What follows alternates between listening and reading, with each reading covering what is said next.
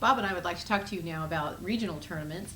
And Bob has actually been the commissioner of a regional tournament, so I think he's the best person to start talking about this. So Bob, tell us about regional tournaments and some tips on having one of those things.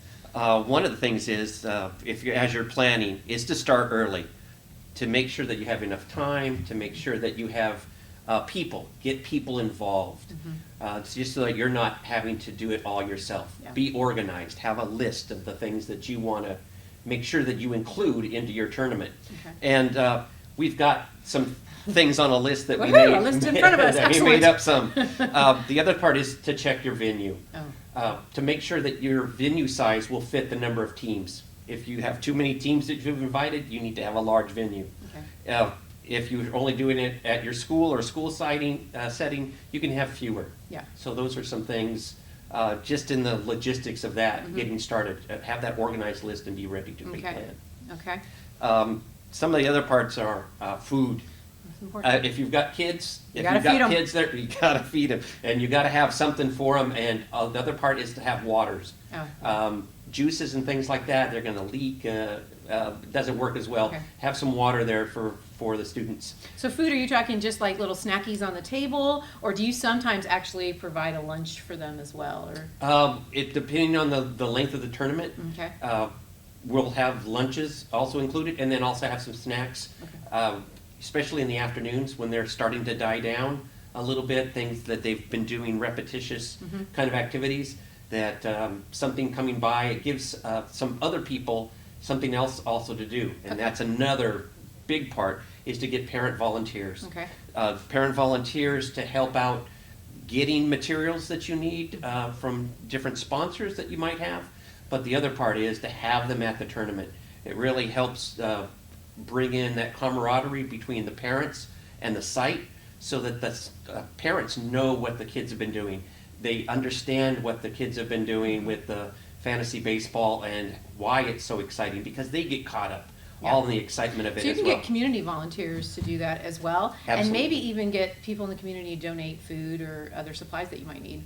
Right. Nice. And the other part is, with the community volunteers or parents, have one of those at each of your game tables or your sites, because all of a sudden they're going to can be the umpires for that particular idea, because that table might have a chance of, that's not really, when they spin, Oh, yeah. is that a line, is that not a line? Right. You've got to have that umpire, The official ruling. and it gives the adults some closer camaraderie with the players for the tournament as Good. well.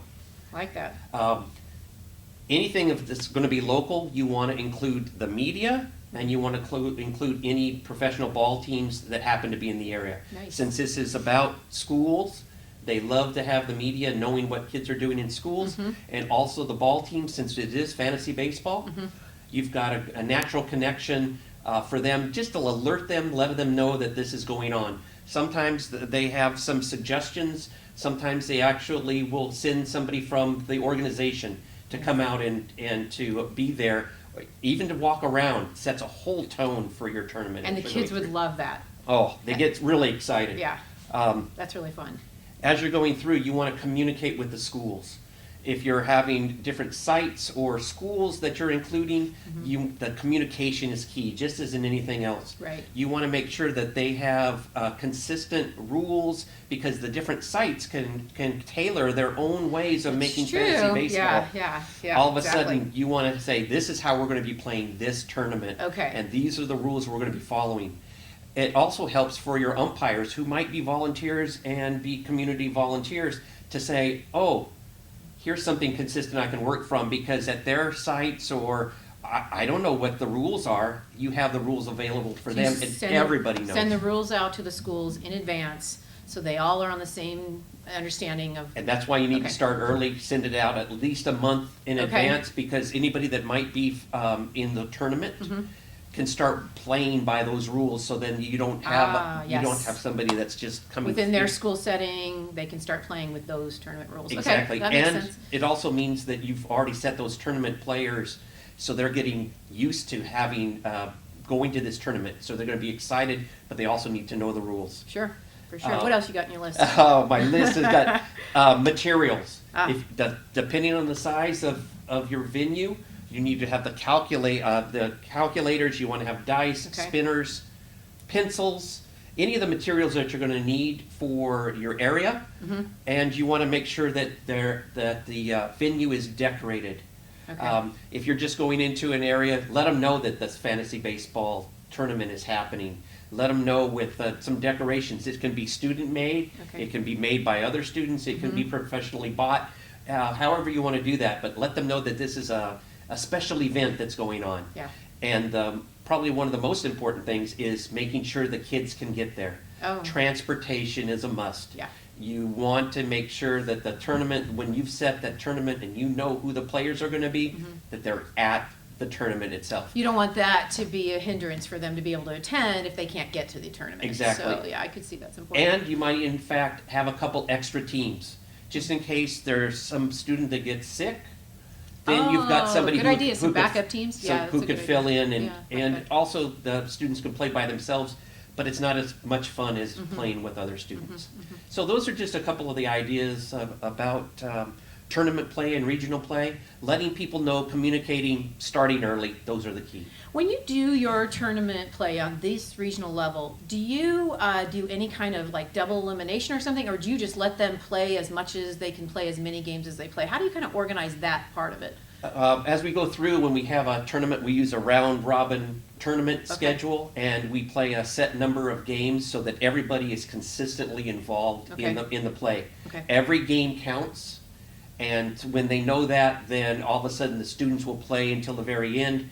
Then we send off all the scores to find out and finalize the winners, and then those are announced later in the day. So they play to 9 innings against another team, then they're done for that part, right?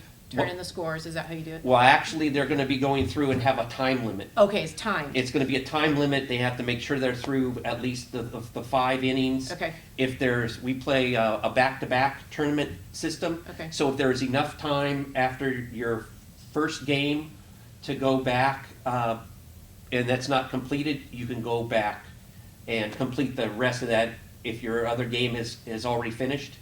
It keeps the students involved. You just want to make sure you have a couple of things for them to do in case they finish early. Okay. Some workings or something that's going to involve them in something that you might be doing later on. So kids are constantly involved. Okay. How much time do you give them then per game? You said you time it. So Right. how much time are we talking about? We time for about 25 minutes per game. Okay. So they'll stay at the same venue for 50 minutes, and then we have about a 5-minute passing time so that they can get ready for their next game by setting up their lineups might change. Okay.